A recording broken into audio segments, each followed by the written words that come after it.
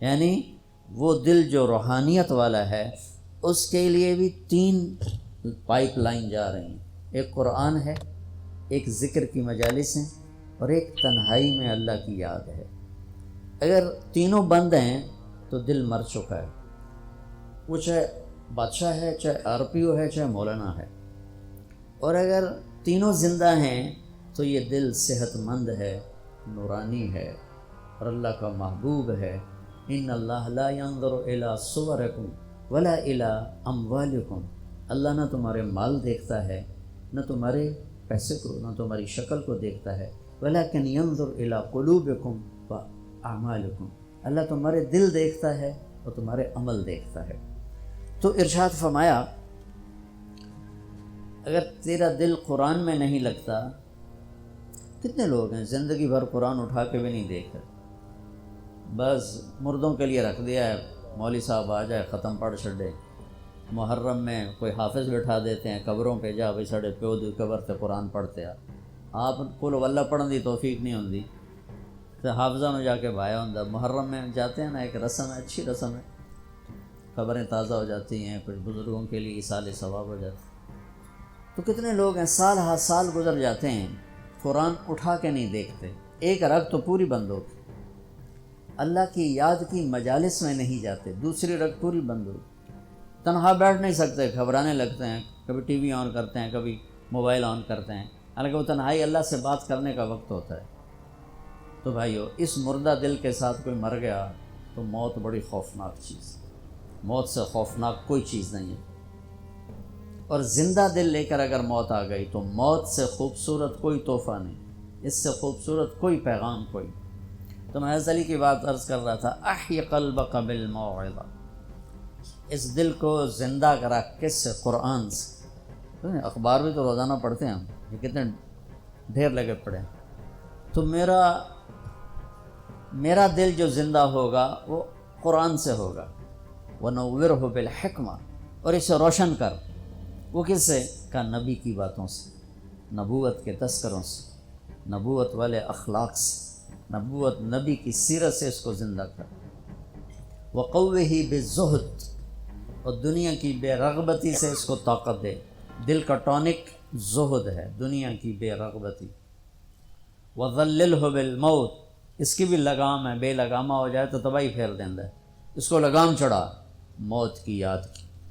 وَقَرِّرْهُ بِالْفَنَاءِ، اور اس سے اقرار لے کے مر جانا ہے، مر جانا۔ بھائیو، بڑے سے بڑے عدد کو 0 سے ضرب دو تو 0 ہو جاتا ہے، 100 انٹو 0 0، اور ٹریلین انٹو 0 0، 1 خرب ضرب 0 0۔ اللہ کی قسم، ساری زندگی کی عزت، دولت، شہرت، بلندیاں، مرتبے، حیثیتیں، عہدے جب موت سے ضرب کھاتے ہیں 0 ہو جاتے ہیں۔ تھوڑی دیر پہلے وہ مولانا طارق جمیل کہلا رہا تھا، اور 1 سیکنڈ کے بعد ڈیڈ باڈی میت، ڈیڈ باڈی میت۔ اولاد بھی نہیں کہتی، اولاد بھی کہتی میت چاہو، منجی چاہو، ہمارے دیہاتوں میں کہتے ہیں منجی چاہو، میت چاہو۔ 1 سیکنڈ پہلے وہ ہے بادشاہ وقت، اور 1 سیکنڈ کے بعد وہ ڈیڈ باڈی کہلا رہا ہے، اور وہ میت کہلا رہا ہے، اور وہ مردہ کہلا رہا ہے۔ کہ ساری زندگی کی کمائیاں جب موت سے ضرب کھاتی ہیں نتیجہ 0 ہو جاتا ہے۔ صرف ایک ہستی ہیں جن سے پوچھا گیا، باقی تو کون پوچھتا؟ وقت لکم میعاد یوم لا تستاخرون عنہ ساعۃ ولا تستقدمون، تم سب کا ایک دن مقرر ہے، وہ آئے گا تمہیں اٹھا کے لے جائے گا۔ تو اس دن اگر اللہ مجھ سے راضی ہے تو میرے لیے موت سے بہتر کوئی تحفہ نہیں، اور اگر اللہ مجھ سے ناراض ہے تو پھر موت سے خوفناک پیغام کوئی نہیں۔ حضرت طلحہ کا انتقال ہوا تو میرے نبی نے ان کے لیے دعا کی، یا اللہ طلحہ جب تیری بارگاہ میں پیش ہو تو اسے دیکھ کے مسکرائے، یہ تجھے دیکھ کے مسکرائے۔ ہمارے نبی پاک صلی اللہ تعالی علیہ وسلم کو اللہ نے اختیار دیا، جتنا رہنا چاہتے ہیں رہ لیں، لیکن موت آپ کے لیے ہے، موت سے پاک صرف آپ کا رب ہے، باقی کوئی نہیں۔ 29 صفر 11 ہجری 632 عیسوی آپ کو سر درد اثر کے بعد شروع ہوا۔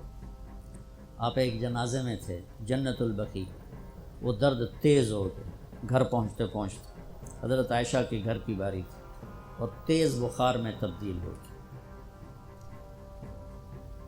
تو یہ مہینہ 29 کا تھا، 29 دن یہ اور 12 دن اگلے، 13 دن آپ نے بخار اور سر درد میں گزارے، اور اسی بیماری میں جا کے نمازیں پڑھاتے تھے۔ آپ کے جانے میں 5 دن باقی تھے تو آپ کا بخار بہت تیز ہو گیا، تو آپ نے فرمایا کہ مجھے 7 کنوؤں کا پانی لا کر غسل دو۔ تو 7 مشکاں وڈیاں وڈیاں بھر کے لے آندیاں صحابہ نے، الگ الگ کنواں تھے۔ تو حضرت عائشہ کے گھر میں ٹپ نہیں تھا تو حضرت حفصہ کے گھر سے ٹپ منگوایا گیا۔ آپ تہمت باندھ کے اس میں بیٹھے اور ایک ایک مشک آپ پر ڈالتے گئے۔ تو اس سے پانی سے بخار کا زور ٹوٹ گیا، تو آپ نے پٹی باندھی سر درد کی وجہ سے، اور حضرت علی اور فضل بن عباس رضی اللہ عنہم علیہم السلام ان کے کندھوں پر ہاتھ رکھتے ہوئے آپ مسجد میں تشریف لائے۔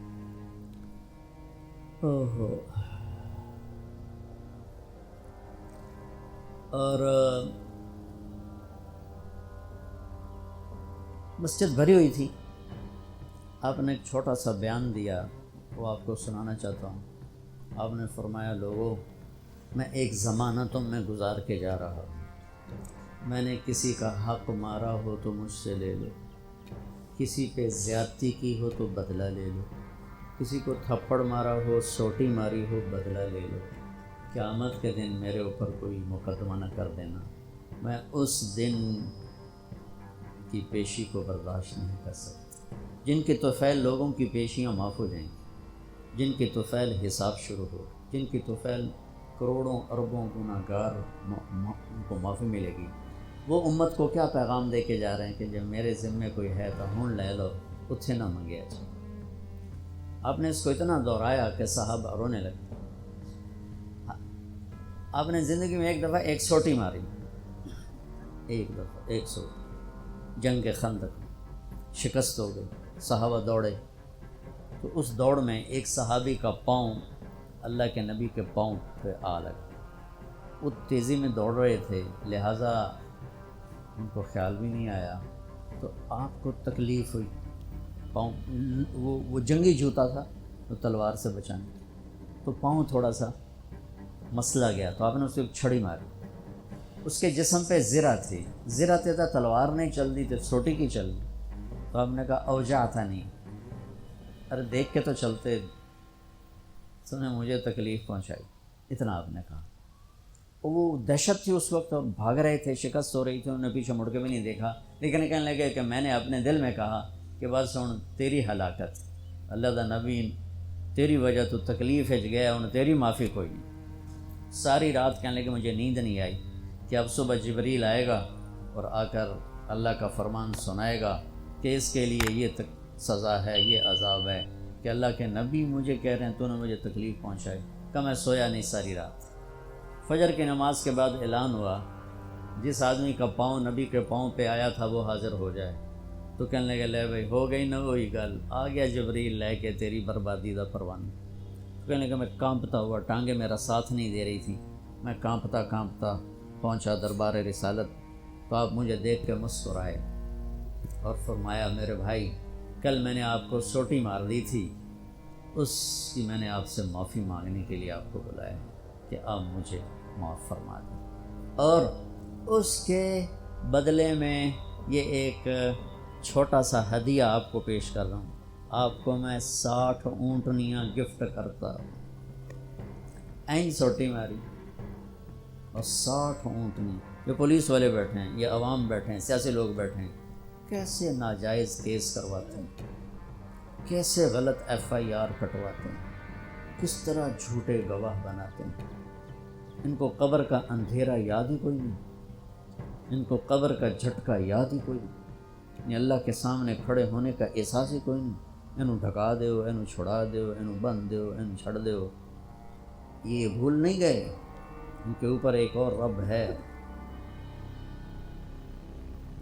جن کی طفیل جنت کا دروازہ کھلے گا، جن کی طفیل جہنم ٹھنڈی ہوگی پل صراط سے گزرتے ہوئے، جی وہ کہہ رہے ہیں میں نے آپ کو چھڑی ماری، معافی چاہتا ہوں، اور یہ 60 اونٹنیاں آپ کو میں گفٹ کرتا ہوں۔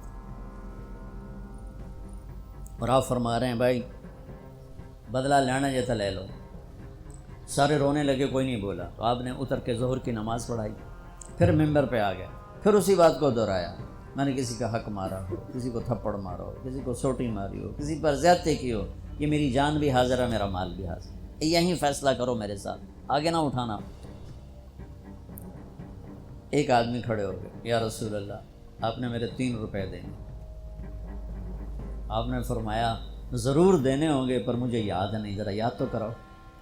کہ یا رسول اللہ آپ کے پاس سائل آیا تھا تو آپ کبھی سائل کو لوٹاتے نہیں تھے کہ نہیں بھی میرے کو ہے کوئی نہیں، یہاں تک کہتے تھے وہ فلاں دکاندار سے جا کے ادھار لے لے، جب میرے پاس آئیں گے میں تیرا ادھار چکا دوں، خالی نہیں بھیجتے تھے۔ تو کہنے لگے یا رسول اللہ سائل آیا تھا آپ کے پاس تھے نہیں، آپ نے مجھ سے پوچھا تیرے پاس کچھ ہیں؟ تو میرے پاس 3 درہم تھے، تو آپ نے کہا اس کو دے دے میں تمہیں دے دوں گا۔ ہم نے کہا ہاں یاد آ گیا۔ تو پھر آپ کے گھر میں تو ایک چھٹانک تیل نہیں تھا کہ ڈیوا بال جائے، تو آپ نے فرمایا اپنے چچا زاد فضل بن عباس، فضل تو میرا یہ قرضہ ذمہ لیتا ہے؟ تو ایک عجیب بات بتاؤں، آپ مقروض کا جنازہ نہیں پڑھاتے تھے، جس کے سر پہ قرضہ ہوتا تھا اس کا جنازہ نہیں پڑھاتے تھے، ساری زندگی خود قرضہ لیا، لیکن قرض لینے دینے میں انسان سے جو پھر بے اصولیاں ہوتی ہیں، اس میں جو نفرتیں پیدا ہوتی ہیں۔ اب دیکھتے نہیں ہو یہ فیصل آباد کے بازاروں میں روزانہ تاجر کیسے گریبان پکڑ کے ماں بہن کی گالیاں دے رہے ہوتے ہیں۔ میں ان تاجروں سے کہتا ہوں یا ادھار دینا بند کرو یا گالیاں دینا بند کرو، کیوں کسی کی بیٹی کی عزت کو اچھالتے ہو؟ 1,00,000 2 لاکھ کے پیچھے نہ کسی کی ماں چھوڑتے ہو نہ بہن چھوڑتے ہو۔ لعنت ہے تمہاری تجارت جو تمہیں انسانیت سے نکال کر جانور بناتی، درندہ بناتی۔ اگر نہیں حوصلہ مت بیچو ادھار، اور اگر بیچا ہے تو پھر صبر کرو۔ ایک حدیث سناتا ہوں آپ کو، یاد آ گئی۔ میرے نبی نے فرمایا بنی اسرائیل کا ایک آدمی اللہ کی بارگاہ میں پیش ہوا، مر کے اللہ نے پوچھا کی لے آندائی؟ کہنے لگا ویلا کوئی شا کوئی نہیں، کوئی نماز کوئی نہیں، روزہ کوئی نہیں، حج کوئی نہیں، تسبیح ذکر کوئی نہیں۔ اللہ نے فرمایا یاد کر کوئی نیکی ہے تیرے کو؟ پھر کہنے لگا یا اللہ خالی کچھ نہیں۔ اللہ نے تیسری دفعہ فرمایا وہ کوئی نیکی تو یاد کر۔ تو کہنے لگا یا اللہ ایک یاد آئی ہے، میں تاجر تھا بڑا، یہ جو تھوک کے ہوتے ہیں ہول سیلر، تو میں مال اٹھواتا تھا، جو لوگ پیمنٹ دینے میں تنگ کرتے تھے میں انہیں تنگ نہیں کرتا تھا، میں نے نوکروں سے کہا ہوا تھا جب دے دے لے لینا، اور جو دینے کے قابل نہیں رہتے تھے یہاں تو ان کے گھروں پہ قبضے ہو جاتے ہیں، جو دینے کے قابل نہیں رہتے تھے ان کو میں معاف کر دیتا تھا۔ ہے جو تو آنکھیں کوئی نیکی ہے۔ تو میرے اللہ نے فرمایا، میرے نبی نے فرمایا، میرے اللہ نے فرمایا تو نے تو میرے بندوں کو بڑا سکھ پہنچایا، آج میں تینوں سکھ ہی کرنا، جا مفت جنت جا مفت جنت۔ بھائی وہ حقوق کا معاملہ بہت سخت، بہت سخت۔ تو میرے نبی جیسی پاک ہستی حقوق کے بارے میں کہہ رہے ہیں، بھائی جو کوئی بدلہ لینا جائے اتھے ہی لے لو۔ حضرت غزیہ رضی اللہ تعالیٰ عنہ بدر کی جنگ میں صفیں سیدھی ہو رہی تھیں، تو وہ ان کا ذرا پیٹ بڑا تھا تو وہ باہر نکلے ہوئے تھے، تو آپ نے ان کے پیٹ پہ تیر ایسے مارا، غزیہ پیچھے ہٹو۔ وہ کہنے لگے یا رسول اللہ آپ نے مجھے نوک چبھ ہوئی تیر کی، مجھے درد ہوا ہے۔ آپ نے کہا تو معافی دے دو، کہا نہیں بدلہ لوں گا، بدلہ لوں گا۔ تو انہوں نے کہا لے لے بدلہ، کہا لے لے بدلہ، کہا نہیں آپ یہ کرتا اٹھائیں، آپ نے میرے ننگے پیٹ پہ تیر مارا ہے، تیر چبھویا، میں ننگے پیٹ پہ تیر چبھاؤں گا۔ تو آپ نے ایسے اپنا کرتا اٹھا لیا، جب کرتا اٹھایا تو انہوں نے آگے بڑھ کے بوسہ لے لیا کہ یا رسول اللہ ممکن ہے میں شہید ہو جاؤں، تو میں چاہتا ہوں میرے یہ ہونٹ آپ کے جسم کی خوشبو سے مہکتے ہوئے ہوں اللہ کی بارگاہ۔ اور وہ شہید بھی ہو گئے۔ اس بدر کی جنگ کے شہداء میں ایک حضرت غزیہ بھی ہیں۔ تو میرے نبی نے دوہرا کے جب 3 ہو، جب اس نے اقرار کر لیا تو آپ نے کہا اب ٹھیک ہے، تو بھائی وہ کاروبار کرو جو مرضی کرو، ادھار دینا میں روک نہیں رہا ہوں، لیکن یہ دیکھ لو کہ عزتیں اگر پائمال کرنے سے بچ سکو پھر دے دو ادھار، اور اگر پگڑیاں اچھالو پھر اللہ کے واسطے چھوٹا کام کر لو، کسی کو بے عزت نہ کرو۔ آپ مقروض کا جنازہ نہیں پڑھاتے تھے، پوچھتے تھے قرضہ ہے کہ جی ہے، کہ تم خود پڑھ لو، قرضہ ہے جی نہیں، پھر آپ آگے پڑھ کے پڑھاتے تھے، کوئی ذمہ داری لیتا تھا پھر آپ پڑھا دیتے تھے۔ تو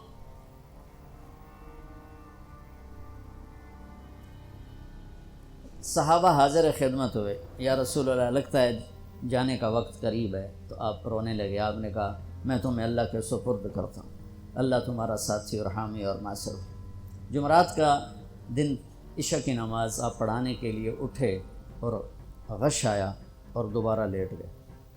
تو پھر تھوڑی دیر کے بعد آپ کو دوبارہ ہوش آیا تو آپ نے فرمایا عشاء کی نماز ہو گئی؟ کہا جی نہیں، آپ کا انتظار ہے۔ تو آپ اٹھنے لگے، پھر اٹھ نہیں سکے، پھر لیٹ گئے۔ پھر تیسری دفعہ آپ اٹھے، عشاء کی نماز ہو گئی، کہا جی آپ کا انتظار ہے۔ تو آپ پھر اٹھنا چاہا، نہیں اٹھ سکے، تو آپ نے فرمایا ابو بکر سے کہو عشاء کی نماز پڑھائے۔ تو ابو بکر ذرا پیچھے کھڑے تھے، عمر آگے کھڑے تھے، تو لوگوں نے کہا نماز ہی پڑھاونی، کوئی پڑھا دے۔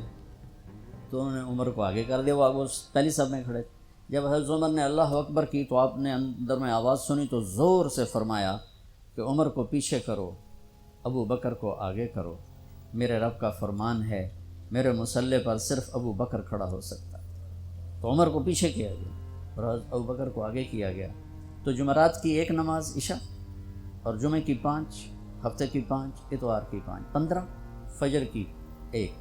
تو جمعرات اور پیر کی ایک اور یہ 15، 17 نمازیں آپ نے پڑھائیں اللہ کے نبی کی موجودگی میں۔ تو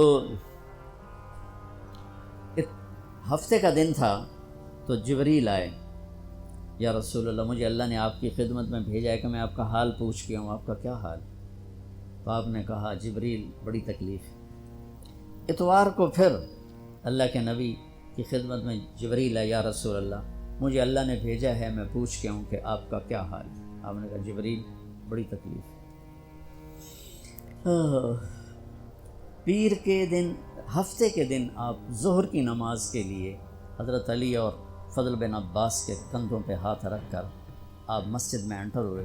ابو بکر نماز پڑھا رہے تھے، آپ نے یہاں سے محسوس کیا کہ اللہ کے نبی انٹر ہو رہے ہیں، تو وہ پیچھے ہٹنے لگے۔ تو آپ نے ایسے ہاتھ کا اشارہ کر کے روکا اور ان کی لیفٹ سائڈ بیٹھ کر آپ نے 4 رکعت نماز ظہر یا عصر ادا فرمائی۔ یہ آپ کی آخری ملاقات تھی اپنی امت کے ساتھ۔ اس کے بعد آپ اللہ کی خدمت کے پاس حاضر ہو گئے۔ پیر کی صبح آپ نے تھوڑا سا دروازہ کھول کے امت کو نماز پڑھتے دیکھا، تو جب دروازہ کھولنے کی آواز آئی تو حضرت انس فرماتے ہیں کہ سارے نمازی ایسے بھولے کہ جیسے نماز میں ہم ہیں ہی نہیں، اور سارے اللہ کے نبی کو یوں دیکھنے لگے، کسی کو یاد ہی نہیں رہا کہ ہم نماز پڑھ رہے ہیں، سب یوں دیکھ رہے ہیں۔ جب آپ نے دیکھا یہ تو نماز میں ہی میری طرف متوجہ ہو گئے اور نماز میں کمی آ رہی، تو آپ نے پھر پردہ گرا دیا۔ یہ آپ کا اور امت کا آخری دیدار تھا۔ تو اشراق کے بعد آپ نے یہ 7 جون سخت گرمی تھی اور 12 ربیع الاول 632 عیسوی اور 11 ہجری، تو آپ نے اپنی ساری بیگمات کو بلایا۔ حضرت عائشہ فرماتی ہیں میں نصیب والی ہوں کہ مات فی سحری و نحری، اللہ کے آخری نبی میری ٹھوڑی اور سینے کے درمیان اللہ کی بارگاہ میں پیش ہوئے۔ یہ کیفیت تھی میرے نبی کی۔ یہ اس طرح آپ نے اپنی بیگم کے سینے پر سر رکھا ہوا تھا اور اس طرح نیم دراز تھے آپ اس طرح۔ تو آپ نے اپنی ساری بیویوں کو بلایا اور ان سے ملاقات کی، کچھ نہیں بتایا کہ میں جا رہا ہوں۔ اس کے بعد آپ نے بیٹی فاطمہ کو بلایا اور ان سے فرمایا کہ بیٹی میں جا رہا ہوں، تو وہ رونے لگیں۔ تو ہم نے کہا رو نہیں، سب سے پہلے تو ہی آئے گی مجھے ملنے، 6 مہینے بعد بیٹی کا بھی انتقال ہو۔ پھر آپ نے مولا علی کو بلایا، ان کا سر اپنی گود میں رکھا اور ان کے کمر پہ ہاتھ پھیرتے رہے اور دعا دیتے رہے، دعا۔ یہ سب کچھ بڑے سکون کے ساتھ ہو۔ آخر میں دونوں بچوں کو بلایا، حسن حسین، جن میں آپ کی جان اٹکی ہوتی۔ آپ فرمایا کرتے تھے میری آنکھوں کی ٹھنڈک، میرے 2 پھول، میری دنیا کی بہار، میرے جگر کے ٹکڑے۔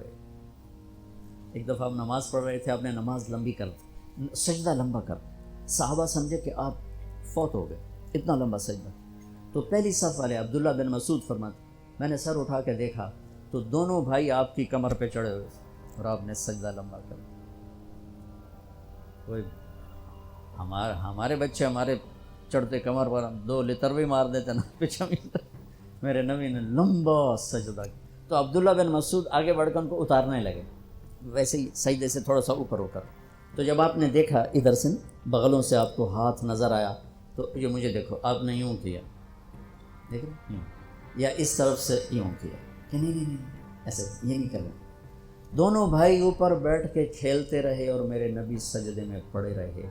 جب وہ خود اترے پھر آپ نے سجدے سے سر اٹھایا اور سلام پھیرتے ہی ان دونوں کو گود میں لے کے فرمایا بے ابی ہما و امی لا توہما، میرے ماں باپ ان پر قربان، انہیں کچھ نہ کہا کر۔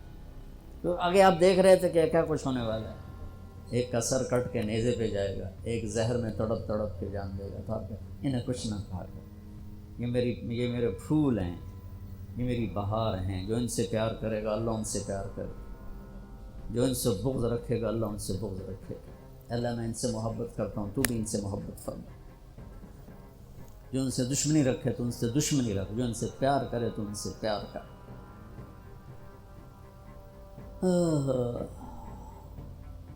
تو آخر میں دونوں بچے بلائے اور یوں جو لیا نا سینے سے لگا تو ساتھ ہی آنسو شروع ہو گئے، وہ سارا منظر آگے کھل گیا تو بے ساختہ آنسو۔ ایک دفعہ آپ نے حضرت ام سلمہ سے فرمایا، ام سلمہ آپ کی بیگمات میں سے، کہ ایک فرشتہ آ رہا ہے جو آج تک کبھی نہیں آیا، پہلی دفعہ آ رہا ہے مجھ سے ملنے، تم دروازے پہ کھڑی ہو جاؤ، کسی کو اندر نہ آنے دینا۔ وہ کھڑی ہو گئی، تھوڑی دیر میں کہیں سے امام حسین آ گئے کھیلتے ہوئے، وہ اندر جانے لگے، انہوں نے روک لیا، روکا تو وہ رونے لگے، روئے تو انہوں نے چھوڑ دیا۔